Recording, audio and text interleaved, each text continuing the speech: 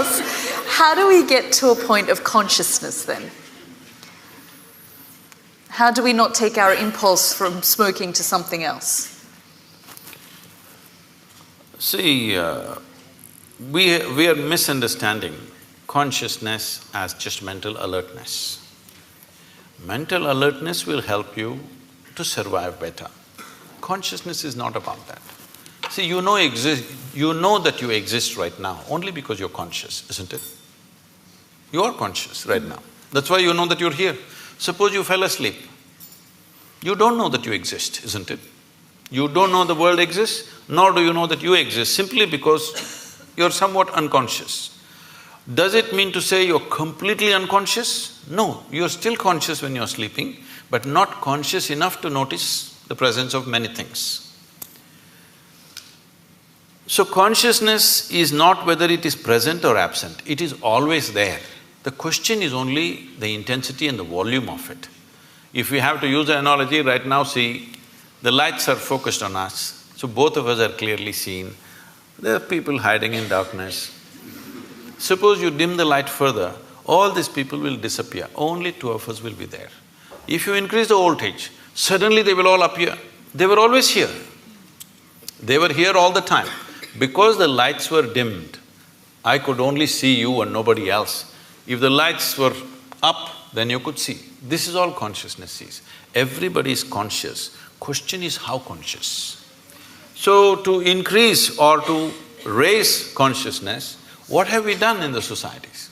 Our entire education system is just about survival, one being better than the other. How can you be conscious when you're competitive?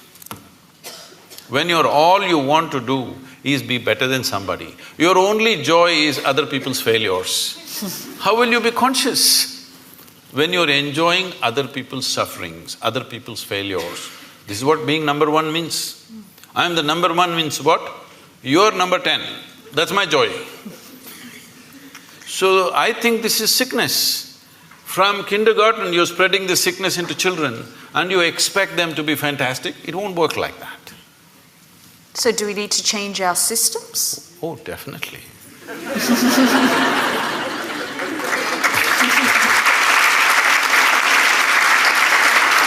See, right now, it is anyway going to change in the next 5 to 10 years, not because people are going to become conscious, simply because of artificial intelligence. For a long time, I always wondered, even when I went to the school, an idiotic person who's read a book a few years ahead of me suddenly is acting like they're something superior. Just you read a book few years ahead of me, and how come you're so superior? I don't understand this. If you're a scholar, you read a few books. If you're a religious person, you read just one book and somehow you're superior. How come just by reading one book ahead of me, you become a superior life? All this is going to be demolished in the next 5–10 years' time. My phone will be able to do 10 PhDs a day. It has enough memory to do that. So all scholars, religious people, people who just keep on vomiting their stuff that they've read elsewhere, this will be nothing. This will be nothing. So, see, there was a time, I remember this very well, in Mumbai port, when the first gantry was installed to load and unload the ships, about 35–40 years ago maybe. All the labor protested, they went on strikes. Then I was in I'm interested in this thing, so I was visiting some ports recently. I was inquiring what was the size of the vessels then, what is the size of the vessel now, how much time does it take to load, unload.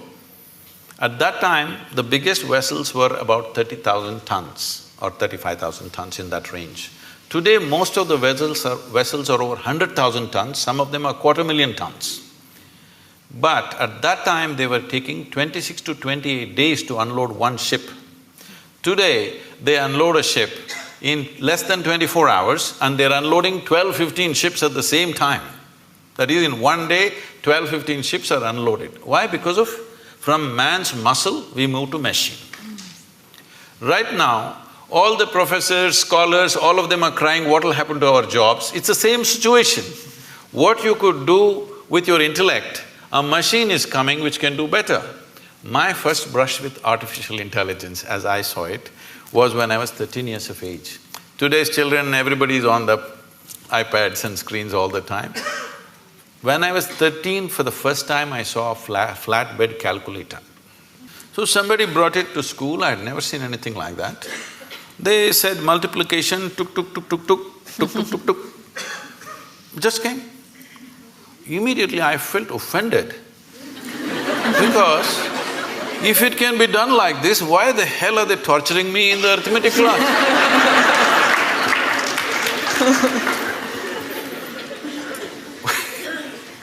So then I imagined if there was a calculator for physics, chemistry, biology, everything, how wonderful. It took 50 years, now it's coming.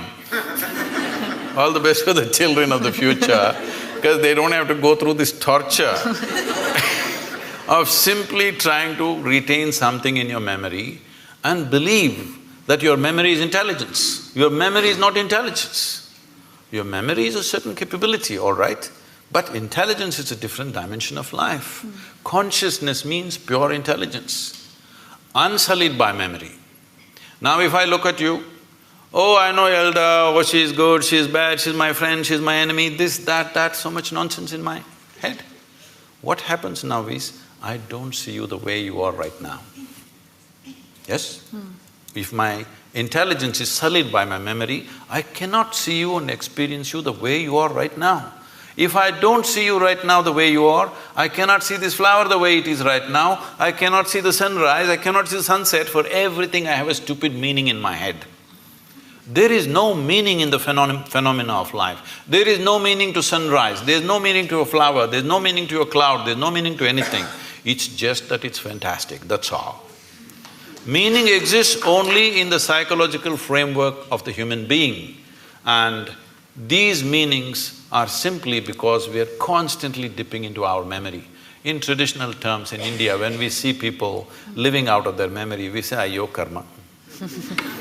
That means past memory is ruling them, they will never experience life, they will just recycle the same stuff. Is it possible to shed or leave behind memory? I'm sorry? Is it possible to shed or leave behind your memory? See, you don't because have to it's shed part of your your memory. identity. No. If you shed your memory, you will again walk into the same pits that you walked in the past. Memory is not to be shed, it needs to be carried little loose, that it is not sticking to you all the time. See, your entire body right now is just memory. There is evolutionary memory, there is genetic memory, there is karmic memory, there is conscious, unconscious levels of memory, articulate and inarticulate levels of memory. In yoga we identify your existence as 8 dimensions of memory. This whole thing is memory, isn't it? See, you may not remember how 10 generations ago your great-grandmother looked like, but her nose is sitting on your face. Body remembers, isn't it? 100%. It doesn't matter where you go, what you do in your life, this body retains every bit of that memory, isn't it? So, this existence is memory, but do you want to use this body and this bank of memory that you have in your mind as a platform upon which you sit, or do you want to carry this on your head? This is the difference. Being conscious means you sit on this platform. Being unconscious means you carry it on your head, the burden of it. You mentioned artificial intelligence. Are you worried about the future? No, this is the best time for me.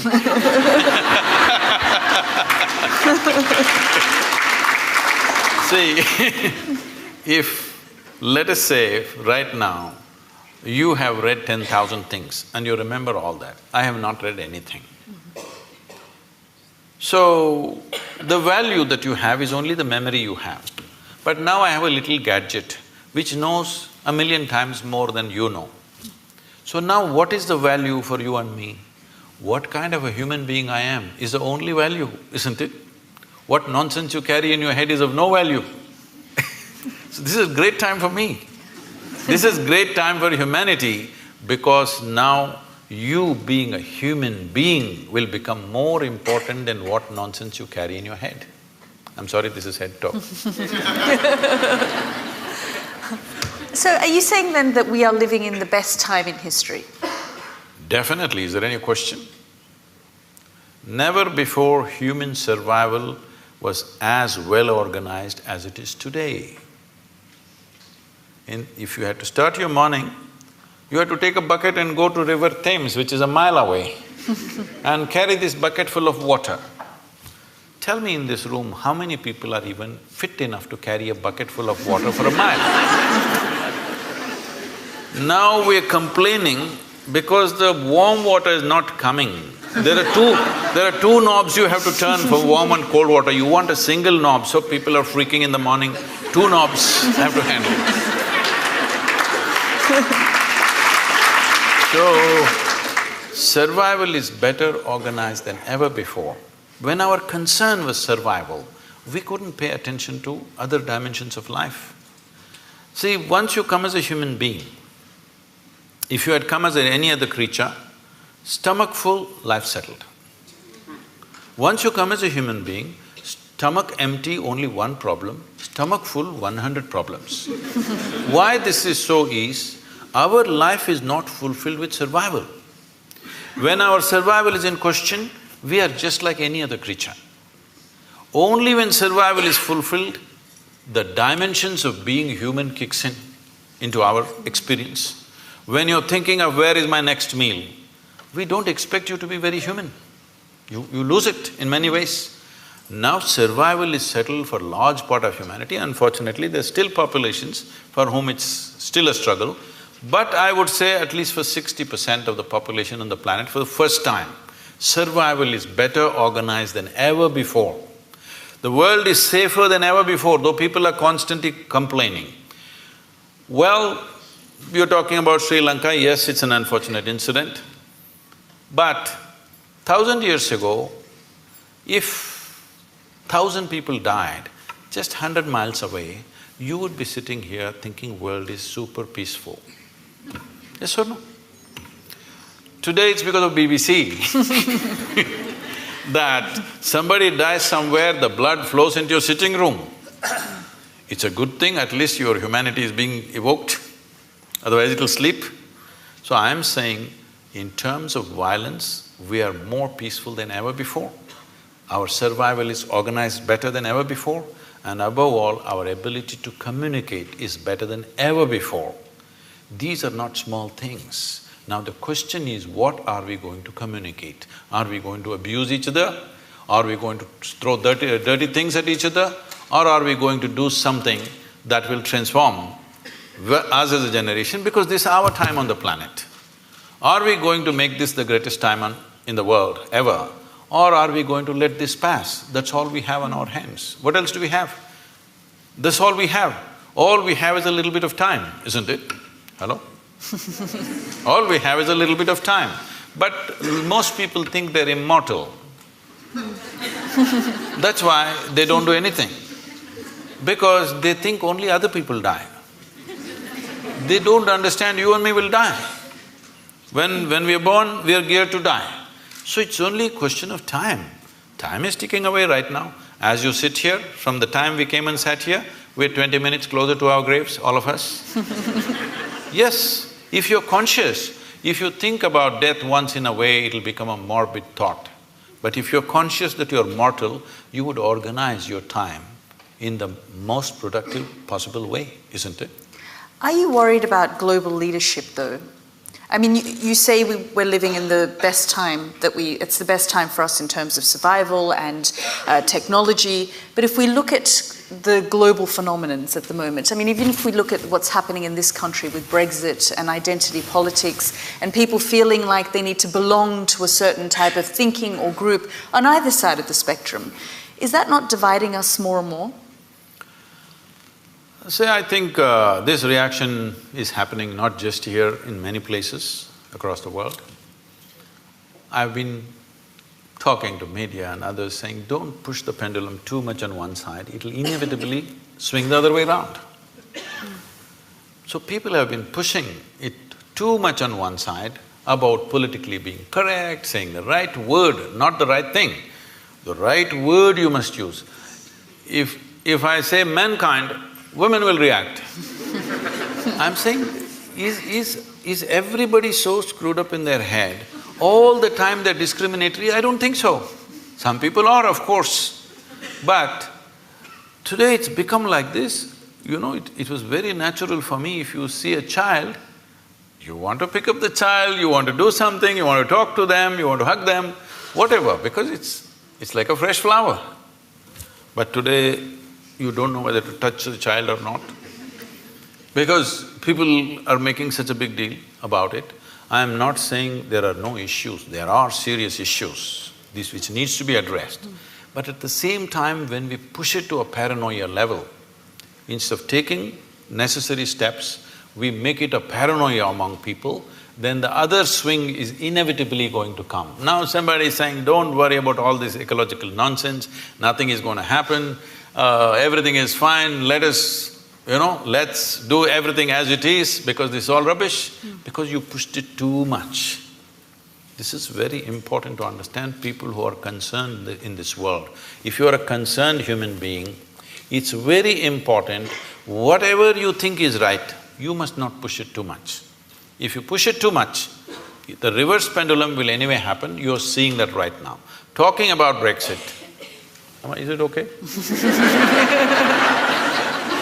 Because I think you already made up your mind, so… See, could you sell this idea to anybody in 1945?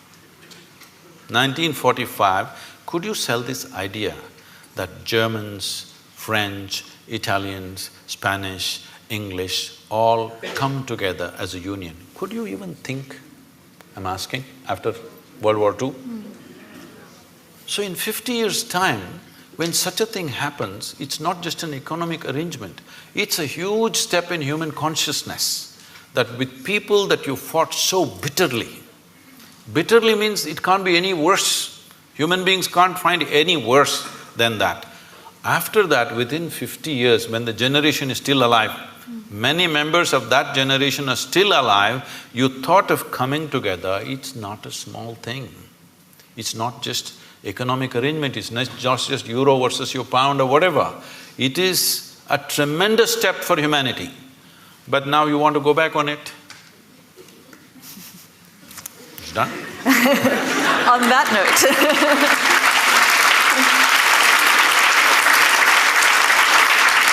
On that note, I just want to open up to the audience and give you a chance to ask some questions from Sadhguru. Just stand up, introduce yourself, and we'll start here on the front row. I'm Meenakshi and I work in technology, Sadhguru. So thrilled and privileged to be here, feeling blessed. Thank you. My question is that in Kaliyuga, is it possible to take the Advaitic meditative route to try and get in touch with your consciousness without a guru and the guru mantra? Or should one pursue Namasmaran and Bhakti Marg as the way one tries everything but is flapping in the wind? See, you're a technology person, and I'm asking all of you. Well, each one of you may have your own religious beliefs or whatever, but please look at it sincerely. Your belief is only to a point of convenience, isn't it so? Are you willing to believe to such an extent? You have children? Children? Yes. So, are you willing to leave the future of your children in God's hands and leave it, just do Namsmaran and leave them on the street? Because, street is also in God's hands, right? Are you capable? No. Are you willing to leave your home, doors open, your wealth, everything open, because God is there anyway? No, you do everything that matters to you. You're keeping God as insurance. All right? So, when you're in this state of mind, don't talk about devotion, it won't work. Devotion is a fantastic thing. Devotion is another dimension of intelligence. But with the kind of education that you've gone through, and your intelligence has become very skewed just by exercising one aspect, that is the intellect. Right now, our education systems are exercising only one dimension of your intelligence, that is just the intellect. If I ask you a simple question, would you want your intellect to be sharp or blunt, all of you? Make a choice, I'm going to bless you. So you want it sharp. So essentially, it's a cutting instrument. So let us say you have one knife in your hand and you want to do all the activity of your life with the knife. Well, you can cut things well with a knife. But if you want to stitch your clothes, you use a knife. You will inevitably be in tatters, isn't it? That's all that's happening today. Because you're exercising just one dimension of your intelligence, which is the intellect, which is a discriminatory, sharp instrument which slices open, dissects things. Now, I want to know something physical, I want to dissect it. Now I want to know you, shall we dissect you? Is that the way to know you, I'm asking? If I dissect you, will I know anything about you? Is it possible, I'm asking? By embracing you, by including you, I may know something. By dissecting you, what will I know? What will work for a physical substance, you're trying to apply to your own life. It's not going to work like this. See, the more educated people are becoming, the more disturbed they're becoming. Education should have settled them, isn't it? Education should have enhanced life. But tell me, who is causing maximum damage on this planet? Educated people or uneducated people? Hello? Educated people, isn't it? Educated people should have been the solution. Educated people are the problem. Simply because we are using a knife for everything. If you want this thing, there was a time when I was crisscrossing India on my motorcycle. So one whole night I've been riding. I'm somewhere between Madhya Pradesh and Uttar Pradesh, I don't know which state, somewhere around there in the border. So early morning around 6:30, I end up at a tea shop. Full night I've been riding. Then, people who ride motorcycles, they will know one problem is always that every 500 kilometers those days, the chain will become slack. So you have to take off a link and put it back, tighten the chain. This is a very easy job, but it's messy because of the grease and stuff, your hands will become messy. So I'm just about preparing for breakfast, I'm not willing to mess. Then I see on the opposite side a shack which says Mubarak Mechanical Works. Then I see a young boy there and I say, hey, can you tighten my chain? He said, yes, full enthusiasm. Then he goes inside and brings his tools. What he brings? He brings a chisel and a hammer. Then I say, what, you going to do with that? He said, yeah, I can do it. I said, wait. Then I walk into his garage and look, only what he has is chisel and hammer. He can fix it, but after that, that's the end of it. So right now, this is what you're trying to do. You're trying to fix everything with the sharpness of your intellect. You will become a mess. The more you do it, more mess you will become. You only satisfaction you have is, you know words and things that other people do not know, but you are a total mess. Yes, because the other dimensions of intelligence have not been opened up in the society, largely. Not everybody, but largely. The systems, there are no systems to open up other dimensions of intelligence. So when we say devotion, we're talking about a completely different dimension of intelligence. Devotion is not about belief. Devotion is not about going to a temple, church or mosque. Tell me, is there anybody in this world, either in sport, art, music, business, spirituality, whatever, has anybody done anything significant without being absolutely devoted to what they're doing? Has it happened? So devotion is another dimension of intelligence. If you exercise that, life will be very beautiful. But it does not mean that you can simply believe that it's devotion has become deception because it's a deal. Right now the deal is like this, dear God, I will give you 10 pounds, will you give me million? I'm saying, when there's not a single idiot on the streets of London who's willing to make such a deal, how come the source of creation is willing to make such a deal with you? So what do you think of organized religion then? I generally don't think about it.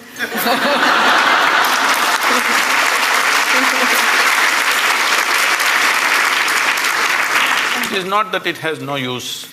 See, if there was no religion, a lot more people would have lost their mental balance. It is a very inexpensive way of psychiatry. No, I'm saying, see, I want you to understand, the line between sanity and insanity is so thin. Don't think there are insane people and sane people. Every one of you are crossing the line here and there. Some people are not able to come back, that's all the difference is. Yes or no? Well, aren't you saying with somebody, I'm mad at you? So you are not mad at anybody, you're just mad, that's all. You are able to go mad for some time and come back, so you think you're normal. Somebody went there and could not come back, it became a terrible problem, all right? So, do not assume sanity is some kind of sanity is some kind of an established status for you. No, today you may be perfect, tomorrow morning you may be gone. Do you understand? It's very much possible. Like today you're healthy, tomorrow morning you may be talking about terminal illness, it's possible for any of us. So the same thing is possible with mental illnesses also. It is not to be taken lightly. But I'm talking about not exercising different dimensions of intelligence in a human being. Making an education system which is all like a factory extruder, everybody has to come of the same shape and form. This is causing enormous distress in human societies. Yes. It's very nice to be with you, Sadhguru.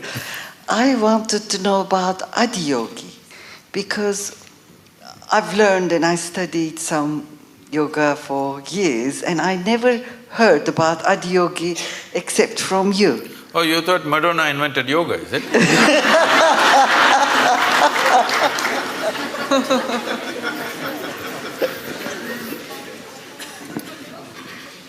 The word Adiyogi means the first yogi.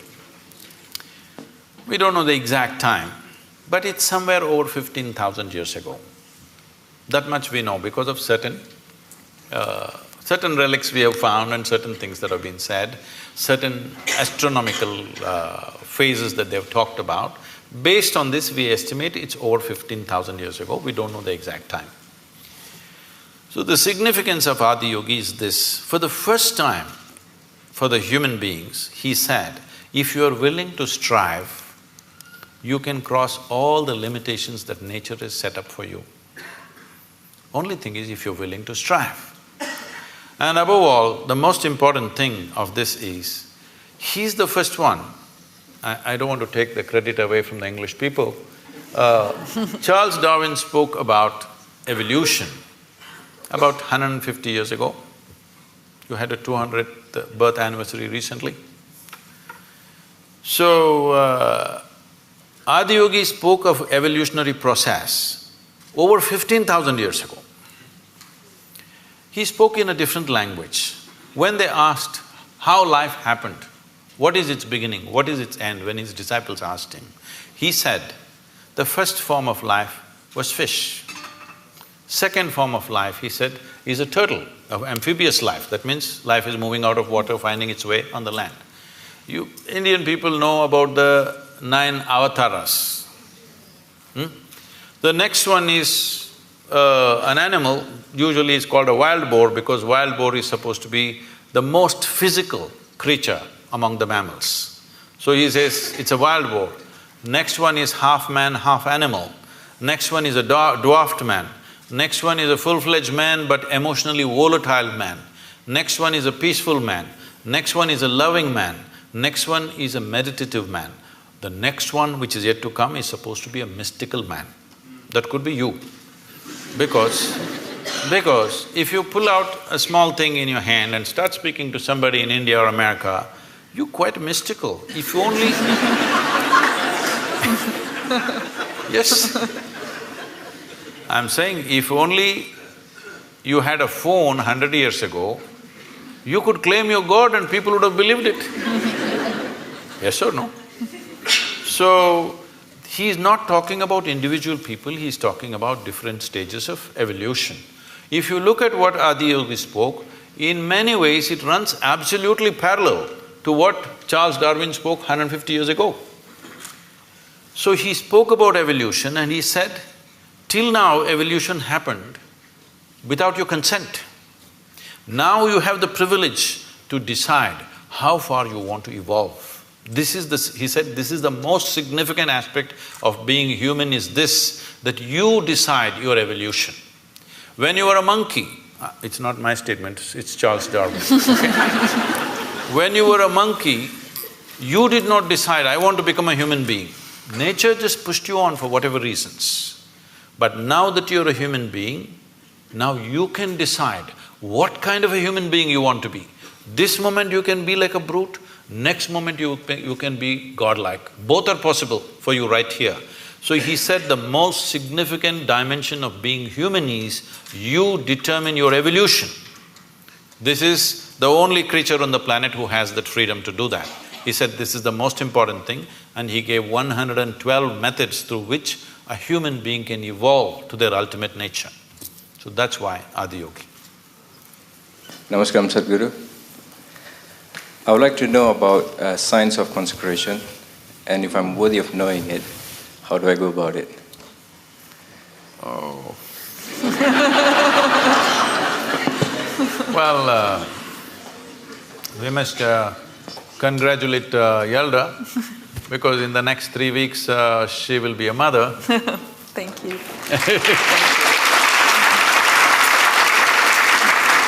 This is terrible gender discrimination because only women are ever allowed this privilege.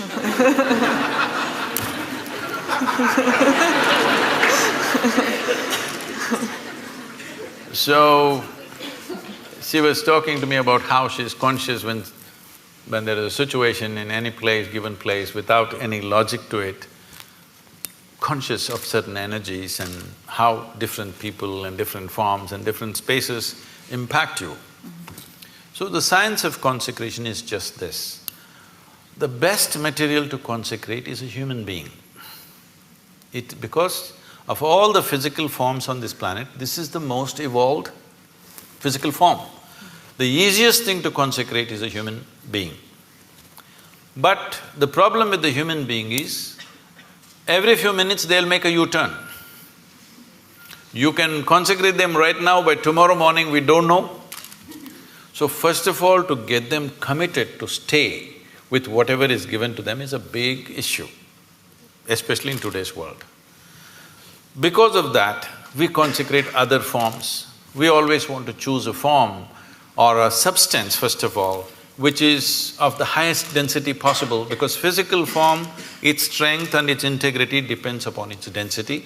So we normally solidify mercury to do this. This is called as Rasavaidya, which means it is the technology of solidifying mercury. People think it's a miracle. No, it's not a miracle. We use mercury as a process of consecration. The idea is it will change the very energy in which you are. Well, today our modern science is still busy studying physical things.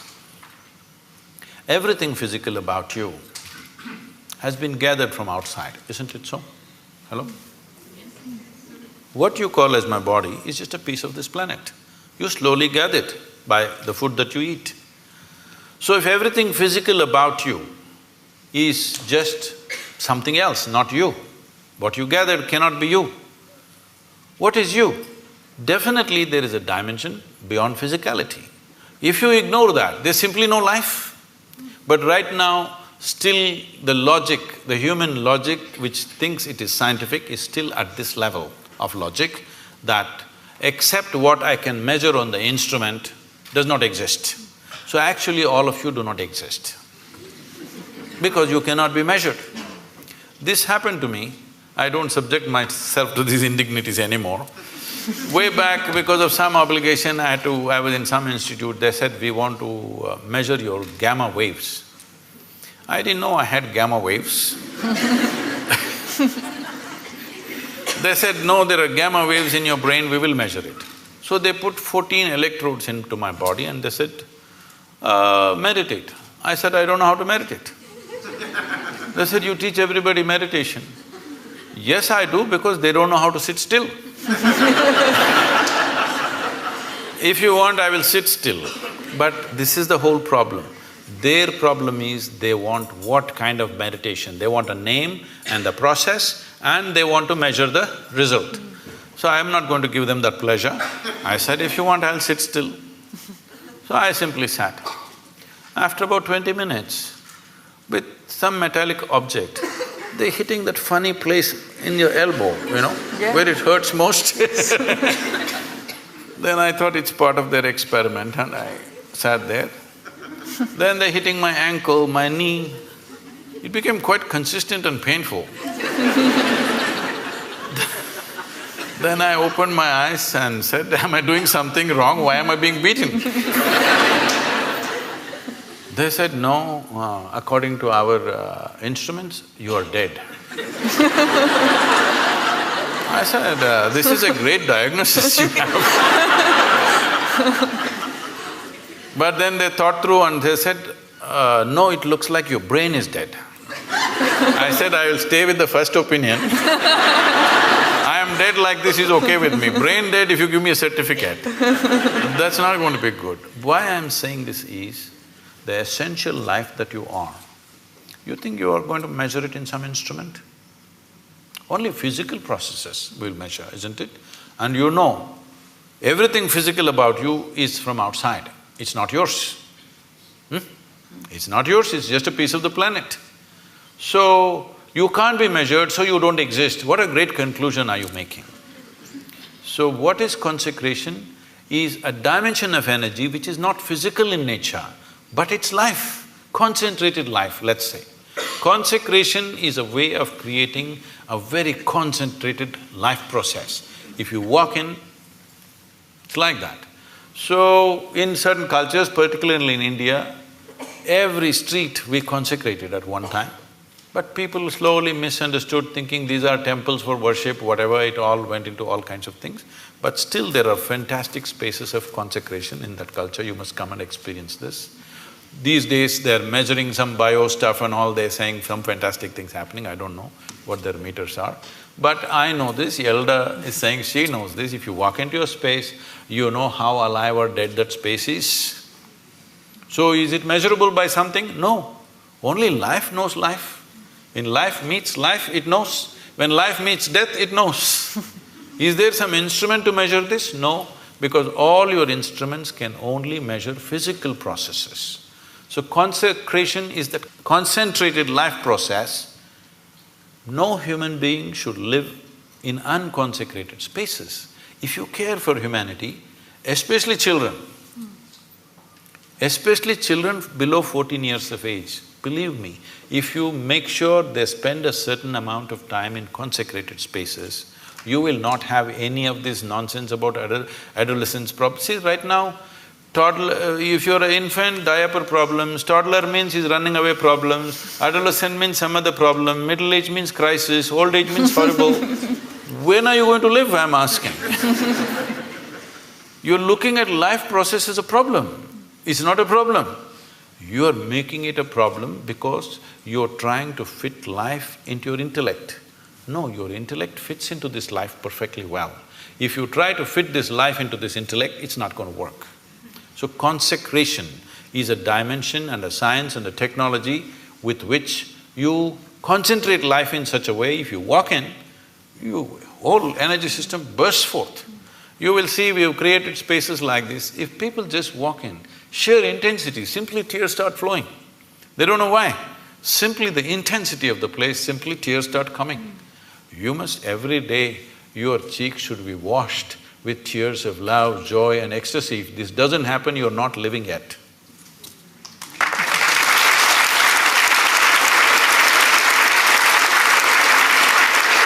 Sadhguru, we've just got a few more minutes left, but I wondered, I mean, it was such a beautiful thought that you've just left us with, but I wondered if there was some final thought or a mantra or something that you can leave our audience with before they go home.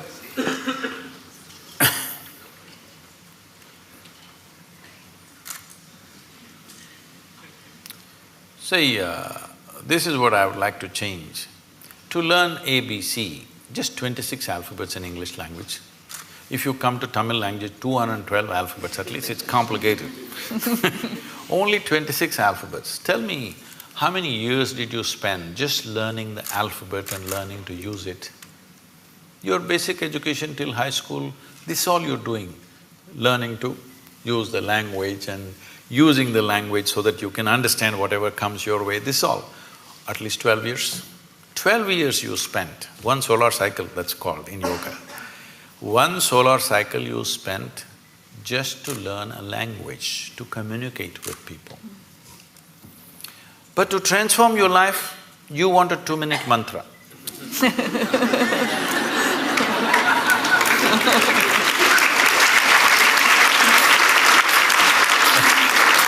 That is what she was trying to say, because certain people told you that if you just utter this so many syllables, everything will be transformed. I'm not saying it is not possible. It is possible because sound has that power to transform if you use the sound right. But what level of preparation are you is the question. If you throw such a small seed somewhere, it'll become a huge tree. But only if the soil is fertile, isn't it? If you put it here on this platform, will it grow? So, what have we done to ourselves? What is the level of preparedness we have? This is the issue. All of you, I could just initiate you into a powerful meditation process just like that in 2 minutes, if only certain level of preparedness was there. But to do this, a few minutes of initiation, normally in our basic program we spend 30 to 32 hours of preparation because everybody has invested in all kinds of identities. People keep asking me, Sadhguru, what is the secret? How did you become like this? I told them, this is all I did. Never identified myself with anything. The moment your intelligence gets identified with something, you must understand this, the nature of the intellect is such, suppose you identify that you are a woman. Now your intellect keeps on doing rounds around that, protecting this gender all the time. Now you say, I'm English. Now it will go only around that, protecting that. Now you say, I'm a particular religion. Now it'll go only around that. Whatever is your identity, your intellect will serve only that. The moment you identify yourself with something, you have subjugated your intelligence to just self-defense and protection and survival. The intellect could have been a penetrating force to reveal life to you. Instead, you're using it to fight life, other life, because it's a defense mechanism. The moment I have an identity, I have to defend it, isn't it? Just to be here, without any sense of who the hell I am, you actually don't know who the hell you are. Hello? Assumed stuff, isn't it? Only because you dip into your memory. So if suppose Mr. Alzheimer visits you, suddenly you don't know who the hell you are. Even now you don't know. This is an assumption based on the accumulated memory. So if you just learn this one thing before you go to bed tonight, everything that you are not, keep it aside and go to bed, okay? Say right now this clothing, is this you? No. So you understand this, not me. It's not that physically you have to keep it aside. I'm saying, you know this is not me. Is this me? This is not me. Is this body me? This is accumulated, this can't be me, isn't it? It is said, if you live here for about 75 years, you approximately eat, depending upon your diet of course, you approximately eat between 12 to 1400 tons of food. Are you carrying it right now? Hello? Those of you who are middle-aged, are you carrying at least 600 tons? Where is it? What you thought was my body is coming and going all the time, isn't it? It's not even the same body. It's coming and going all the time. So this is not me, if you keep it aside. All the impressions that you have gathered, you also gathered from outside. Keep that aside. Everything that's not you, just keep it aside and go to bed and see if you can just be little conscious till that last moment till you fall asleep. Most people don't know when they fall asleep. Most people. When I say most, I'm being generous with percentages, 99. If you make a little effort just a little effort, a few days, if you make an effort to stay conscious till you fall asleep, you will see you will wake up like a newborn baby every day. And it's important. Why I'm saying a newborn baby, where Yalda will have this experience in a wonderful way, you will see the baby… What do you think he's trying to do? He's drinking life. You become like that. Why? Because you're just living in the capsule of your memory. You think you already got it. If you got it, you must be dead, isn't it? So people are practicing death in installments. See, if you're really super alive, it's fantastic. If you're dead, it's good. But if I want to torture you, what will I do? I will not kill you. I will make you half alive. That's torture, isn't it? This is what is self-inflicted for most human beings right now. They're keeping themselves half alive and they're wondering why life is such a torture. I just asked a simple question about a year and a half ago when I was in London. I was speaking to a very prominent group of people. I asked, how many people in London city can sit in the evening peacefully even without a glass of wine? They clearly said less than 1%. So to be healthful, you need a chemical. Today 70% of the people are on prescription medication of some sort. To be peaceful, you need chemicals. To be joyful, you need chemicals. To be ecstatic, of course you have ecstasy. I'm saying for everything if you need chemicals from outside, this is not a moral issue for me.